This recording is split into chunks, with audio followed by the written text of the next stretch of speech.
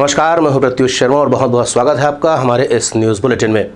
शुरू करते हैं प्रादेशिक खबरों से। आज मुख्यमंत्री की अध्यक्षता में कैबिनेट की बैठक संपन्न हुई है।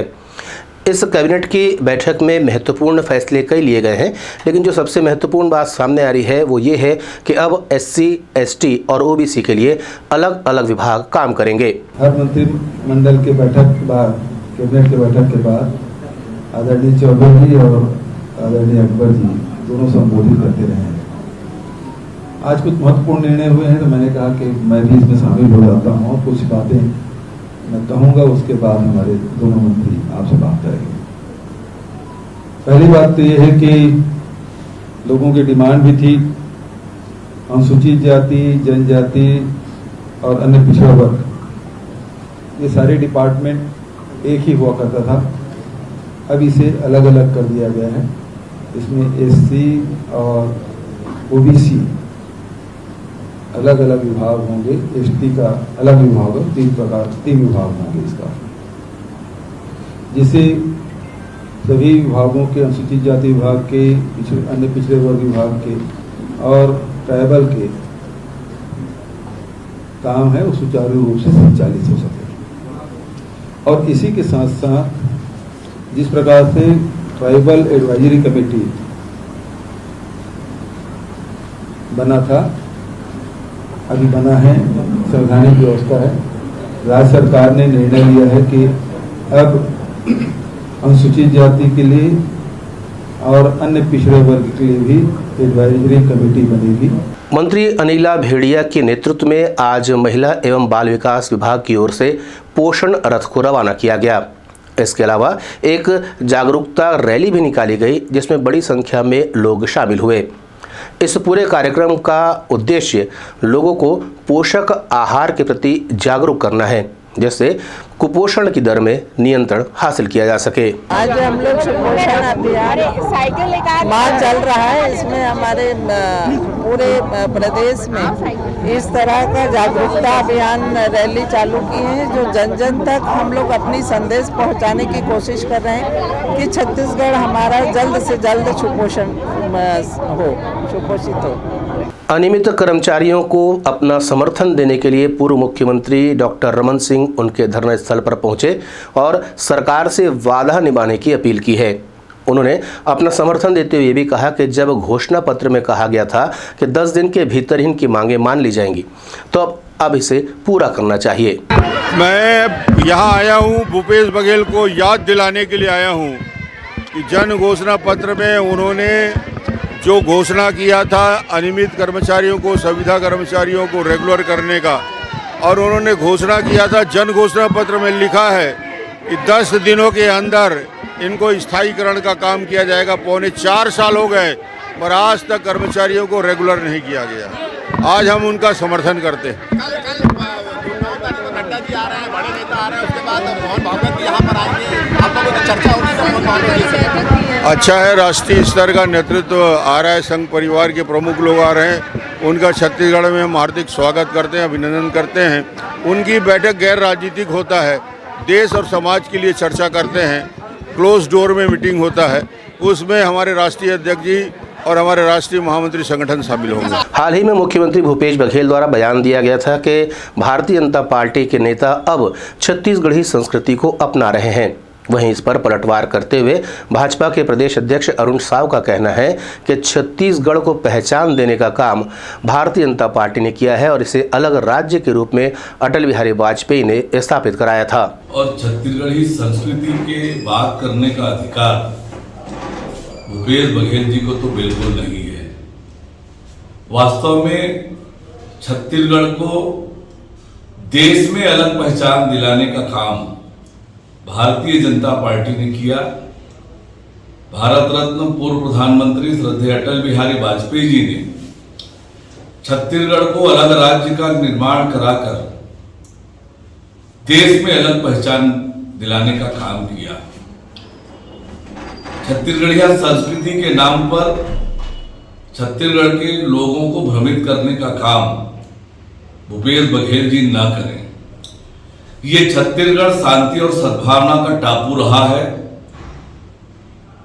आज कैसे आपके राज्य में यह छत्तीसगढ़ अपराध का गढ़ बन गया है, किस प्रकार से धर्मांतरण के काम हो रहे हैं आपके राज्य में, जिस प्रकार से छत्तीसगढ़ को जिस दिशा में लेकर आप जा रहे हैं, ये छत्तीसगढ़िया संस्कृति और सभ्यता के विपरीत है। मुंबई वाली संस्था को कुछ ज़्यादा पैसे देने होंगे और उसके बाद बेरोजगारी दर इससे भी कम दिखाई जा सकती है, ये आरोप लगाया है अजय चंद्राकर ने। ये आंकड़े उस समय लाए जा रहे हैं जब आंकड़ों के सहारे से ही छत्तीसगढ़ सरकार बेरोजगारी दर कम होने की वाहवाही लूट रही है। वो तो बेरोजगारों का पंजीयन ही नहीं करते, वो तो रोजगार चाहने वालों का पंजीयन करते हैं, बोलते हैं। तो वो बेरोजगारी दर किस आधार पर किससे निकलवाते हैं वो संस्था को सब जानते हैं, और वो हर महीने के हिसाब से रेटिंग जारी करती है। अभी वो 0.4% है, हो सकता है मुख्यमंत्री चाहेंगे तो वो 0% में हो जाएगा और दुनिया का पहला राज्य बन जाएगा जो 0% बेरोजगारी वाला प्रांत होगा। थोड़ा पैसे खर्चा करना पड़ेंगे और ज्यादा तो वो बम्बई वाली संस्था बना देगी। भारत सरकार के जो आंकड़े मुख्यमंत्री जी को चाहिए, नीति आयोग के सभी पन्ने उलट लें, उसको हर तरह से राष्ट्रीय अपराध ब्यूरो का पढ़ लें, जितनी नेशनल संस्थाएं हैं उसके पेज में वो जाएं तो उनको सब चीज मिल जाएगा। अंजू जो सिंघानिया ने चेतन तारवानी पर छेड़खानी का आरोप लगाया है और इसके लिए उन्होंने मंदिर सौध थाने में शिकायत भी दर्ज कराई है। मिली जानकारी के अनुसार एक पारिवारिक किटी पार्टी में 20 कपल्स शामिल हुए थे और जो यहाँ पर अलग अलग तरह के सांस्कृतिक कार्यक्रमों में हिस्सा ले रहे थे। इसी दौरान चेतन तारवानी द्वारा अंजू जो सिंघानी का हाथ पकड़ा गया, जिस पर आपत्ति दर्ज करते हुए अंजू जो सिंघानी ने इसकी शिकायत मंदिर सौध थाने में दर्ज कराई है। इस संबंध में उन्होंने एक वीडियो भी जारी किया है जिसमें वो हाथ मिलाते नजर आ रहे हैं, लेकिन यह हाथ मिलाने की प्रक्रिया को अंजू जो सिंघानी अश्लील बता रही है और इसी आधार पर रिपोर्ट दर्ज करवाने पहुंची हुई है। मैं अंशु जो सिंघानी 28 अगस्त को होटल शैमरॉक में एक हमारी फैमिली किटी चल रही थी, वहाँ पे स्टेज पे मैं और मेरे पति ट्रॉफ़ी दे रहे थे, तो सीए चेतन तारवानी अपनी वाइफ मनीषा तारवानी के साथ वहाँ पे आए और ट्रॉफ़ी लेते लेते उन्होंने मुझसे कहा मुझसे प्यार करते हैं, मेरी तरफ देखते हैं, और हाथ मिलाने के बहाने उसने बहुत अश्लील तरीके से मेरे हाथों को छुआ। उसके बाद उसने स्टेज से नीचे उतर के मुझे बहुत असॉल्ट किया, मेरे को बोला मेरे गले लग जाओ। मैंने उससे कहा आप जो मेरे को बार बार बोल रहे हैं कि आप मेरे से प्यार करते हैं तो आप मेरे बड़े भाई जैसे, हमारे भाई बहन जैसे प्यार है। तो वो बोलता है नहीं, वो आपके लिए होगा, मेरे लिए नहीं होगा। उसके बाद मैंने एक्शन के विरुद्ध उसके खिलाफ एक आवेदन दिया थाने में, मंदिर सौध थाने में। उनके बड़े भाई आए, बोले मैं आपसे माफ़ी मांगता हूँ, और 2-4 दिन में समय मांगा। समाज के हमारे वरिष्ठ शीचंद भैया को मैंने इस बात की जानकारी दी, संतों को जाके मैंने बताया कि जब ये आप बोलते हैं इतना बड़ा सामाजिक और प्रभावशाली व्यक्ति है, तो एक औरत को अगर कोई आदमी ह्यूमिलेट करता है तो एक सॉरी तो वो बोल सकता है। तो उसने उसका गलत फ़ायदा उठा के उल्टा हमारे पे इल्ज़ाम लगाया कि मैं और मेरे पति ने मिलके ब्लैकमेलिंग और षड्यंत्र की तरह उसको फंसाया हुआ है।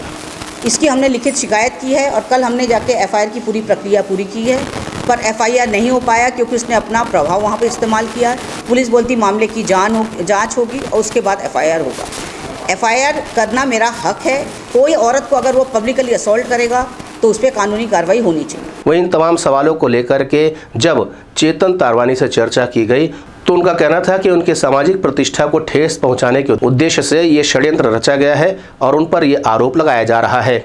वहीं उन्होंने ये भी दावा किया कि जो उस वीडियो को दिखाया जा रहा है उसको देखने से स्पष्ट हो जाता है कि दोनों हाथ मिला रहे हैं, कोई भी हाथ पकड़ने की ज़बरदस्ती नहीं कर रहा है।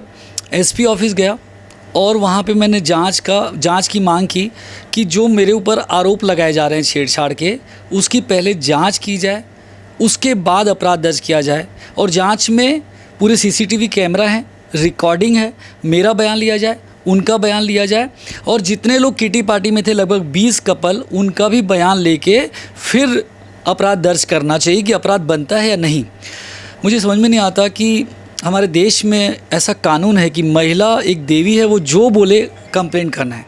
तो मैं इस बार ये ज़रूर बोलूँगा एसपी साहब को कि आप पूरी जांच कर लें, जांच करवा लें अच्छे से, उसके बाद ही ये आप निर्णय लें। एक्चुअली ये मामला छेड़छाड़ का ही नहीं है। ये मामला है, मैं आपको बता रहा हूँ कि वहाँ किटी पार्टी में हम लोग जो किटी पार्टी करते हैं जनरली होस्ट करते हैं अलग अलग। तो मिस्टर अनिल जो सिंगानी इवेंट वाले हैं वो बोलते हैं मैं करूँगा होस्ट। वो बहुत जिद करते हैं, मतलब पहले भी कई कपल से पूछोगे तो उनसे भी झगड़ा उनका हो चुका है। इस बार मैं बोल रहा था कि किटी पार्टी में तो कम से कम बिज़नेस मत दिखाओ, क्योंकि ये हमारे दोस्तों की किटी पार्टी है और इसमें आप बिज़नेस मत करो, और ऐसा करोगे तो हम आपके साथ नहीं जुड़ेंगे। बाकी लोग भी थे, ओली सुने होंगे। मैं उनको बोला देखो किटी करना है तो दिल से करो, इसमें बिज़नेस मत लाओ। और नहीं तो मैं उनके सामने ही ओपनली बोल रहा था सबको कि अगली बार अगर किटी चालू करेगा तो हम कोई भी नहीं जुड़ेंगे। बस वो बात उनको बुरी लगी। और एक बात मैं जनरली बोलते रहता हूँ उनको, और कि जनरली वो इवेंट करते हैं ना तो जो अवार्ड देते हैं वो पैसे लेते हैं, तो मैं उसका विरोध करता हूँ। यार अवार्ड का बहुत सम्मान होता है, आप ऐसे मत करो। अभी आखिरी किटी पार्टी थी तो मुझे समझ में नहीं आया कि वो क्या रंजिश निकालने के लिए उन्होंने ऐसा मतलब ऐसा झूठा रिपोर्ट करवाया। मुझे पता है कि अंशुल भाभी से जो करवाया गया है कंप्लेंट, वो भी जानती है कि मामला वो है ही नहीं।